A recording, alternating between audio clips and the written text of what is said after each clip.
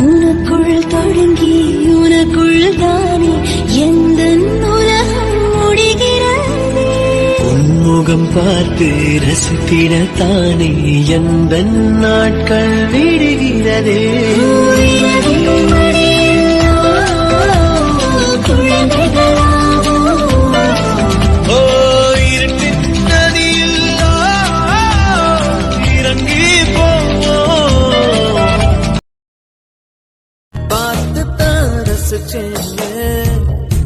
பார்வையில் நினைச்சேன்